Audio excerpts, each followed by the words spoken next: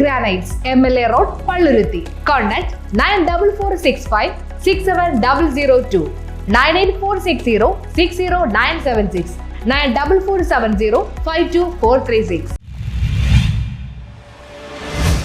കൊച്ചി ധനുഷ്കോടി ദേശീയപാതയിൽ വനമേഖലയിൽ ഒറ്റക്കൊമ്പൻ ഉൾപ്പെടെ കാട്ടാനകൾ ഭീതി പരത്തുന്നു. കൊച്ചി ധനുഷ്കോടി ദേശീയപാതയിൽ നേര്യമംഗലം വനമേഖലയിൽ വരുന്ന ഭാഗത്ത് ഒറ്റക്കൊമ്പൻ ഉൾപ്പെടെ കാട്ടാനകൾ ഭീതി പരത്തുന്നു. നേര്യമംഗലം പാലം മുതൽ വാളറ വരെയുള്ള ഭാഗം വനമേഖലയാണ്.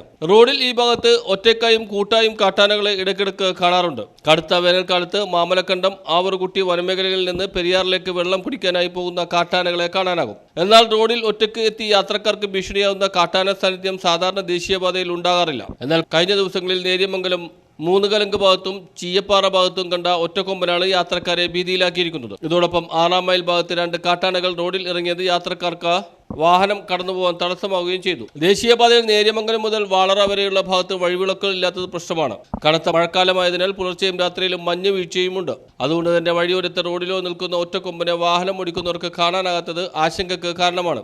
ദേശീയപാതയിൽ കാണുന്ന ഒറ്റക്കൊമ്പൻ ആക്രമണകാരിയാണെന്നും മറ്റ് ആനകളുമായി ഉണ്ടായ ഏറ്റുമുട്ടലിൽ കൊമ്പ് പോയതാകാമെന്നുമാണ് പ്രാഥമിക നിഗമനം. ഇത്തരത്തിൽ ആനക്കൂട്ടത്തിൽ നിന്നും ഒറ്റപ്പെട്ടതാകാം ഒറ്റക്കൊമ്പൻ ആന എന്നും വിലയിരുത്തപ്പെടുന്നു. ഈ സാഹചര്യത്തിലാണ് ഒറ്റക്കൊമ്പൻ മൂന്നാറിലേക്ക് മൻസൂർ ടൂറിസം തേടിയെത്തുന്ന വിനോദസഞ്ചാരികൾക്കും മറ്റു വഴിയാത്രക്കാർക്കും ഭീതി പരത്തുന്നത്.